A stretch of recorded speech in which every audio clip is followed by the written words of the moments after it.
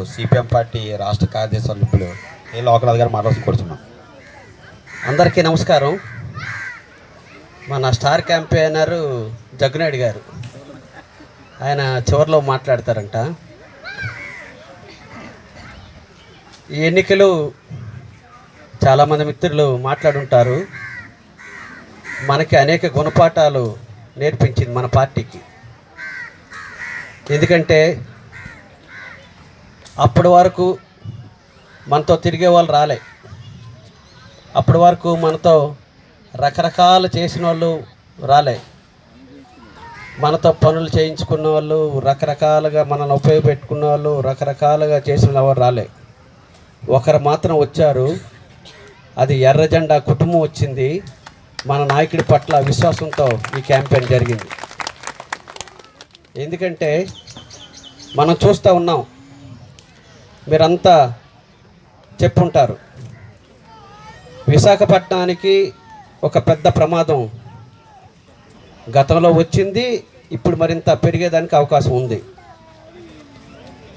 ఎందుకంటే ఇది ప్రభుత్వ రంగ సంస్థల ప్రాంతం, అందులో స్టీల్ ప్లాంట్ చాలా కీలకమైనది. బహుశా మనం కానీ పోటీ చేయకపోయి ఉంటే అటు తెలుగుదేశం కానీ ఇటు వైఎస్ఆర్ పార్టీ కానీ స్టీల్ ప్లాంట్ ఎజెండాని ఎన్నికల్లో కూడా తీసుకొచ్చిన ఘనత మనది మాత్రం అనేది మనం అర్థం చేసుకోవాలి. అయితే చాలామంది మా రివ్యూలో కూడా వచ్చింది, స్టీల్ ప్లాంట్ వర్కర్లు దీని మీద సీరియస్గా లేరు. బయట నుండి ఇది దేశ సంపద, ఈ దేశ సంపదని కాపాడాల్సిన బాధ్యత మనందరి మీద ఉంది. ఒక వర్కర్ 60 ఏళ్ళు ఉంటాడు, తర్వాత వెళ్ళిపోతాడు. ఈ సంపద సృష్టికర్తలు కానీ ఈ సంపద మీద యజమానులు కానీ ఎవరంటే ప్రజలు, మనం అనేది మాత్రం మనం అర్థం చేసుకోవాలి. అందుగురించే సిపిఎం పార్టీ మొట్టమొదటి నుండి ప్రభుత్వ రంగ సంస్థలు దాని పరిరక్షణ విషయంలో చాలా స్పష్టమైన అవగాహన ఉంది. అయితే మనం ఇన్ని చేస్తున్నాం కదా, మన కోట్లు ఎందుకు రాలేదని. ఏమొస్తాయి? ఒకడొచ్చాం 3000 ఇస్తుడి, ఒకడొచ్చాం కులము పక్కన పెట్టుకుంటుడి, అవన్నీ ముందుకొచ్చాయి. మనం కూడా చేయాల్సింది ఏంటంటే, మా రివ్యూలో కూడా మాట్లాడాం, అట్లాగే రకరకాల మీటింగ్లు కూడా చెప్తాం. మనకి మన బలహీనత ఏంటంటే రాజకీయాలే. ఎక్కువ మంది మనం అనుకుంటుంది ఏంటంటే మనం ఏమైనా గెలిచే వాళ్ళమా అనే దగ్గర ఎక్కువ మంది ఉంది. లేదు మనకు వీళ్ళకి ఓట్లు వేస్తే గెలుస్తారు అనే దగ్గర ఎక్కువ మంది చెప్తా ఉన్నారు. ఈరోజు మనం చూస్తూ ఉన్నాం, పోరాటాలు చేసే దగ్గర ఖచ్చితంగా విశ్వాసంతో ఉంటారనేది. ఈరోజు అరకులో 1,23,000 మనకి ఓట్లు వచ్చాయి. ఎలాగొచ్చాయి? అక్కడ డబ్బులు పంచారు, అక్కడ మందు పంచారు, అక్కడ కులం పేరుతో ఓట్లు దండుకోవాలనుకున్నారు. ఎందుకు విశ్వాసం అంటే, పోరాడగలిగేది సిపిఎం పార్టీ ఎర్ర జెండా అనే విశ్వాసం అక్కడ కల్పించాం. అట్లాంటి విశ్వాసం కూడా ఇక్కడ స్టీల్ ప్లాంట్ లోపల కల్పించాలి, బయట కూడా కల్పించాల్సిన బాధ్యత మన మీద ఉంది. మన నాయకుడు వాస్తవంగా మనం చూస్తే స్టీల్ ప్లాంట్ పరిరక్షణలో కీలకమైన మనిషి. ఈరోజు గెలిచిన పల్లా శ్రీనివాసు కీలకమైన మనిషి కాడు, ఓడిపోయిన మనిషి కూడా కీలకమైన మనిషి కాడు, మన మనిషి కీలకమైనవాడు. ఎందుకంటే ఈరోజు స్టీల్ ప్లాంట్ దగ్గర ఈ టెంట్ ఎలాగైతే జరుగుతుందో, విశాఖ నగరం నడిబొడ్డులో ఆ టెంట్ నడుస్తుందంటే మనం కారణం అనేది మనం అర్థం చేసుకోవాలి. అదే కాదు, ఒక వారం రోజులు శ్రీనివాస్ నిరాహార దీక్షలు కూర్చున్నాడు కాబట్టే ఆయనకి వేసామని చాలామంది స్టీల్ ప్లాంట్ మిత్రులు చెప్తా ఉన్నారు. ఆయనకి పెద్ద పదవి కూడా రావచ్చు పల్లా శ్రీనివాసరావు గారికి. కానీ అదే జగ్గునాయుడు గారు అక్కడ మాతో పాటు నిరాహార దీక్ష కూర్చున్నాడు 48 గంటల పాటు. అట్లాగే ఈయన ఇక్కడే ఆయన నిరాహార దీక్ష చేశాడు. ఈ ఉత్తరాంధ్రలో బైక్ యాత్ర చేసి మొట్టమొదట ఒక ఎజెండాను సృష్టించి అఖిల భారత కార్యదర్శి సీతారామ గారు వచ్చారంటే అది జేఏసీ పోరాట ఫలితం తప్ప ఇంకోటి ఏం కాదు. కాబట్టి ఈరోజు ఆ టెంట్ నడుస్తుందన్న మనం ఈరోజు స్టీల్ ప్లాంట్ పరిరక్షణకు సంబంధించి మనం దేనికోసం, మన కోసం కాదు, మన పిల్లల భవిష్యత్తు కోసం, భావితరాల భవిష్యత్తు కోసం ఆలోచించేది ఒకే ఒక జెండా, ఎర్ర జెండా. అందుగురించి మనం ఇప్పటి నుండే స్టార్ట్ చేయాలి. రేపు 2029లో గాజువాక అసెంబ్లీలో గెలిచే జెండా సిపిఎం పార్టీ జెండా అనే ఉక్కు సంకల్పంతో మనం స్టార్ట్ అవ్వాలి. స్టార్ట్ అవ్వలేదనుకోండి, మనకు లక్ష్యం లేదనుకోండి, రేపేమవుద్ది? మళ్ళీ ఎవడో వస్తాడు. ఇప్పుడు జరుగుతున్న పరిణామాలు మనం చూస్తున్నాం కదా. ఈ క్యాంపెయిన్లో ఒక్క మాటలో చెప్పాలంటే చాలామంది సెలవులు పెట్టుకొని వచ్చిన వాళ్ళు ఉన్నారు. చాలామంది వాళ్ళ కుటుంబాలను పక్కన పెట్టి ఎండనక అనేక ఇబ్బందులు పడి పిల్లలకు సరైన టైంలో తిండి పెట్టకుండా ఒక మహోయజ్ఞంలాగా ఈ క్యాంపెయిన్ నిర్వహించిన మీ అందరికీ సిపిఎం పార్టీ తరఫున ధన్యవాదాలు తెలియజేస్తూ ఉన్నాను. ఇదే స్ఫూర్తి భవిష్యత్తులో కూడా ఉండాలి. మనం ఇప్పుడు విత్తనాలు నాటాలి. 5 ఏళ్ళకి సంబంధించిన విత్తనాలు నాటాలి. 3 రకాలైన విత్తనాలు నాటాలి. ఒకటి స్టీల్ ప్లాంట్ సెంటర్లో ఏదైతే ఉందో కాంట్రాక్ట్ లేబరు, అట్లాగే పర్మనెంట్ వర్కర్స్ ఎవరైతే ఉన్నారో మా భావజాలం స్టీల్ ప్లాంట్ పరిరక్షణకి ఇచ్చే ఏకైక జెండా లోపల CI2 జెండా, బయట సిపిఎం పార్టీ అనే వాతావరణం మనం సృష్టించాలి. రెండోది నిర్వాసితుల కాలనీలు చాలా ఉన్నాయి. ఆ నిర్వాసితుల కాలనీలో మన పనిలో కూడా చాలా గ్యాప్స్ ఉన్నాయి. దాన్ని ఎలా ఫిల్ చేయాలనే దగ్గర చూడాలి. అట్లాగే ఎప్పుడు గెలిచినా 2-3 సామాజిక తరగతులే ఈ నియోజకవర్గంలో గెలుస్తూ ఉన్నారు. వాడు కాకపోతే వీడు, వీడి కాకపోతే వాడు, వాడు కాదు వీడి కాదు, గెలిచేది సిపిఎం పార్టీ అనే వాతావరణం మనం సృష్టించగలగాలి. అది సృష్టించగల శక్తి మనకు ఉంది. ఈరోజు ఇంతమంది వచ్చారంటే జగ్గునాయుడు గారు కానీ పార్టీ కానీ ఎవరికైనా డబ్బులు ఇస్తామని చెప్పిందా? ఎందుకు వచ్చారు? పార్టీ మన సంఘం బాగా బలపడాలి, ఇవి ఉంటే న్యాయం జరుగుతుంది అనే వాతావరణం మనం సృష్టించాలని. కాబట్టి ఆ రకంగా మీరు అనేక ఇబ్బందులు పడి మన క్యాంపెయిన్లో ఉన్నాం. అయితే మీరు అంతా అనొచ్చు, ఇప్పుడు చాలామంది గెలిచిన వాళ్ళు కూడా ఇప్పుడు చెప్పారు కదా, దేశ రాజకీయాలు చాలా మార్పు వచ్చేస్తుంది. ఎంత మార్పు వచ్చేస్తుంది అంటే, అంతకుముందు మనం అనుకునే వాళ్ళం కార్మికులు మాత్రమే దేశ రాజకీయాలు మార్చేస్తారని అనుకునేవాళ్ళం. మేము చదివే చదువులు కూడా అలాగే చెప్పేవాళ్ళు. దేశ రాజకీయాల్ని మార్చగలిగినది ఎవరంటే రైతాంగం, దానికి కార్మికులు యాడ్ అయ్యారు. కాబట్టి దేశ రాజకీయాల్లో పెద్ద మార్పు వస్తూ ఉంది. రైతులు కార్మికులు ఇద్దరు కలిసి ఈ దేశాన్ని అర్థం చేసుకుంటే రాజకీయాల్లో కూడా మార్పు వస్తుంది. ఇంతకుముందు మోడీ గారు మాట్లాడలాగుండే మీ అందరూ తెలుసు కదా. ఆయన చుట్టే మీడియా తిరిగేది, ఆయన చుట్టే వార్తలు రాసేది, ఆయన చుట్టే రకరకాల ఈయనకన్నా ఎవరు లేదు మనగాడు అనే పరిస్థితి వచ్చింది. ఇప్పుడు పరిస్థితి ఏమైపోయింది మనం చూస్తున్నాం. మోడీ చివరికి వచ్చి మన ఆంధ్ర రాష్ట్రంలో చాలా కీలకమైన తీర్పు ఇచ్చారు. చంద్రబాబు నాయుడు అగ్రగామిగా ఇప్పుడున్నాడు. మన దగ్గరికి అప్పుడు ఆంధ్ర రాష్ట్రం యొక్క అవసరం లేదు, ఇప్పుడు ఆంధ్ర రాష్ట్రం యొక్క అవసరం వచ్చింది. ఎందుకంటే దాదాపు 16 మంది ఎంపీలు ఇప్పుడు ఆయనకి సపోర్ట్ చేయాల్సిన స్థితి వచ్చేసింది. అదే కాదు, నెంబర్ 1 బీజేపీ అని అనుకున్న దేశ రాజకీయాల్లో ఇప్పుడు అక్కడ నితీష్ కానీ ఇక్కడ చంద్రబాబు నాయుడు కానీ సహాయ సహకారాలు ఇవ్వకపోతే కేంద్ర ప్రభుత్వం కూడా నడిపేదానికి అవకాశం లేదు. అంతకు ముందులాగా నేను గుర్రాలతో తొక్కిస్తాను, లేకపోతే బాష్పాయి ప్రయోగం చేస్తాను, చంపేస్తాను, కుదరదనే మోడీ గారికి ఆ అవకాశం లేదు. ఏ చిన్న అవకాశం ఉన్నా మన ప్రజా పోరాటాలు చేస్తే దేశ రాజకీయాల మార్పయ్యే స్థితి ఈరోజు వచ్చింది. దానికి కారణం గత 10-15 సంవత్సరాలు, 20 సంవత్సరాల నుండి మన పార్టీ చేసిన కృషి మామూలు కృషి కాదు. ఆంధ్ర రాష్ట్రంలో కూడా ఆ రకమైన కృషి పెంచాలి. అది పెంచితే దేశ రాజకీయాలు ఎలాగైతే మారుతున్నాయో ఆంధ్ర రాష్ట్ర రాజకీయాలు కూడా మారేదానికి అవకాశం ఉండేది. ఆ రకమైన వాతావరణం ఇక్కడ ఉంది. ఎందుకంటే మనం చూస్తున్నాం ఎన్నికల తర్వాత కూడా, అంతకుముందు మనకు తెలుసు ఆయన నవరత్నాలని పెద్ద ప్రచారం చేశాడు. ఆ నవరత్నాలని పక్కన పెట్టేసి ఇప్పుడు 11 రత్నాలు అయ్యాయి ఆయనకి. అందరు చెప్తున్నారు నవరత్నాలు అన్నారు కాబట్టి 11 మంది ఎమ్మెల్యేలు 11 రత్నాలు అయిపోయి చంద్రబాబు నాయుడు సూపర్ 6 అని చెప్తున్నాడు, సూపర్ 8 లాగా మారిపోతాడేమో ఈయన కూడా అనే దగ్గర ఎక్కువ మంది విశ్లేషకులు చెప్తా ఉన్నారు. ఎందుకంటే వాగ్దానాల మీద వాగ్దానాలు చేసేసి ఉన్నారు. ఆ వాగ్దానాలు అమలు చేయాలంటే కోట్లాది రూపాయలు వస్తే తప్ప సాధ్యం కాదు.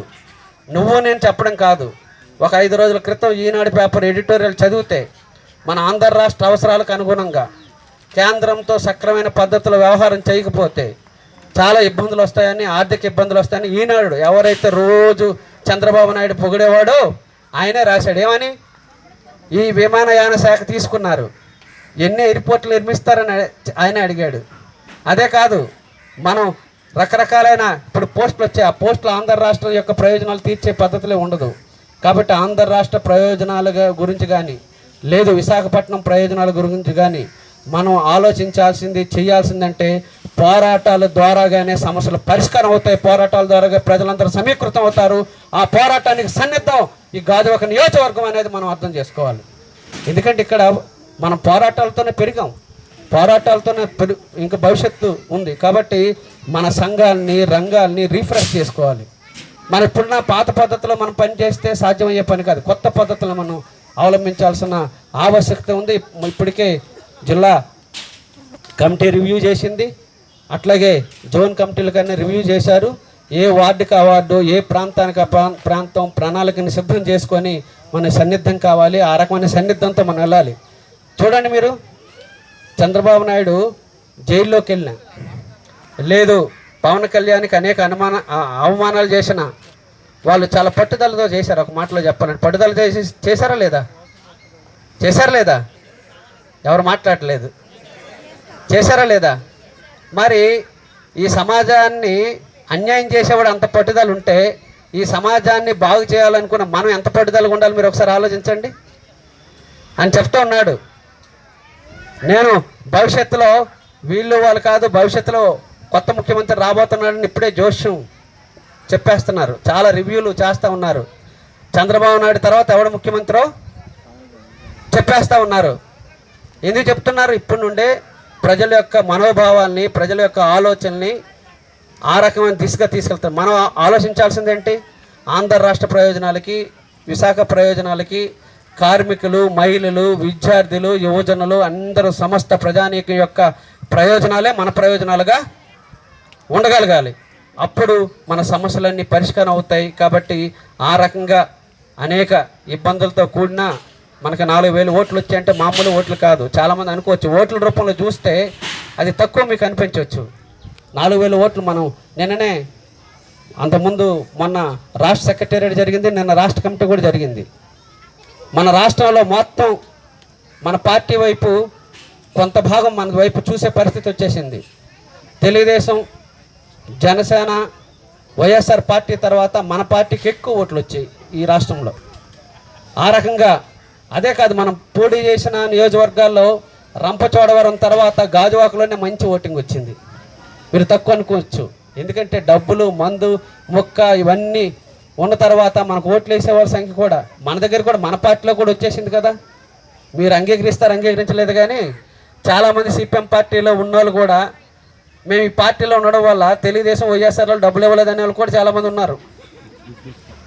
చాలామంది అందరికీ డబ్బులు ఇస్తున్నారని టిక్ పెట్టుకొని వెళ్తున్నారండి. సిపిఎం పార్టీ ఇల్లు అనేసరికి పక్కన పెట్టేసి వెళ్ళిపోయిన వాళ్ళు ఉన్నారు. చాలామంది బాధపడుతున్నారు కూడా ఉన్నారు. ఒకటి మాత్రం కరెక్టు, డబ్బులు తీసుకునే వాళ్ళు అడగలేరు. డబ్బులు తీసుకోలేని మనలాంటి ప్రజా ఉద్యమాలు పిలిటి పట్టి అడిగే శక్తి మనకు ఉంటుందనేది మాత్రం మనం అర్థం చేసుకోవాలి. అది మనకు ధైర్యం.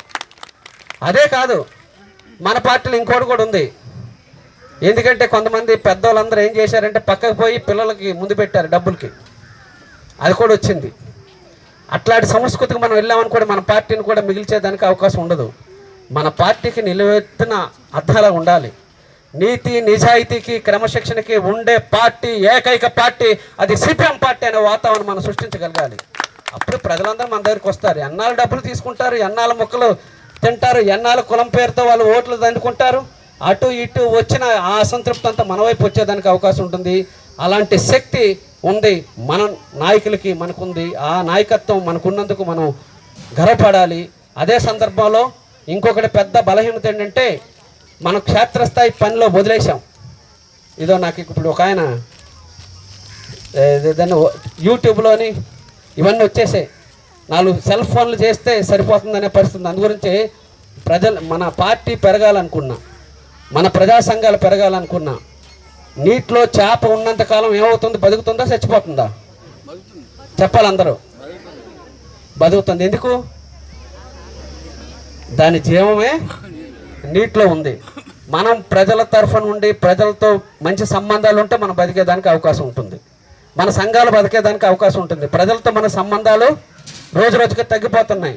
అందుగురించే మన పిల్లల సంఘాల దగ్గర నుండి, పెద్దల సంఘాల దగ్గర నుండి, మహిళల సంఘాల దగ్గర నుండి అన్ని సంఘాలని మనం బలోపేతం చేయాలి.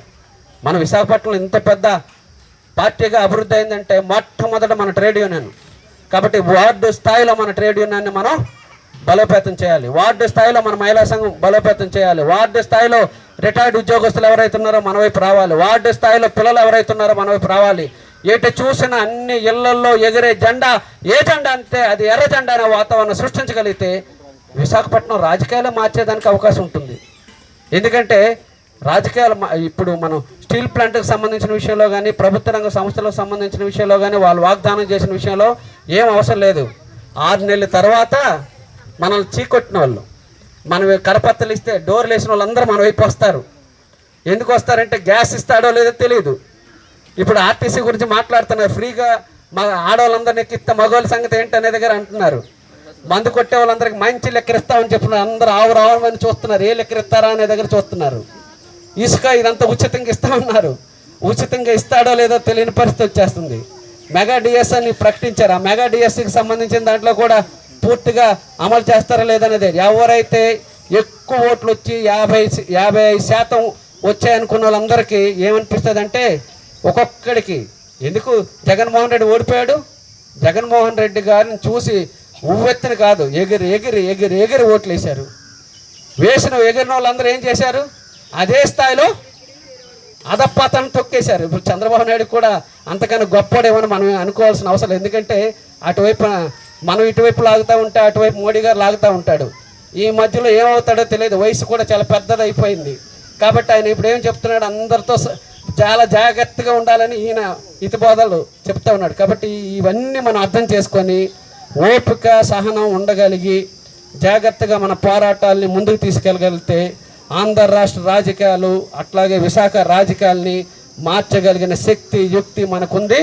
ఎందుకంటే త్యాగం చేసే మనుషులు, కష్టపడే మనుషులు, అట్లాగే ప్రజల కోసం అసలు ఆలోచించే మనుషులు మన పార్టీలో ఉన్నారు. కాబట్టి ఆ రకంగా ఆత్మీయ సమావేశానికి మీరు వచ్చినందుకు ఈ అవకాశం ఇచ్చిన మీ అందరికీ మరొకసారి ధన్యవాదాలు తెలియజేస్తూ ముగిస్తూ ఉన్నాను.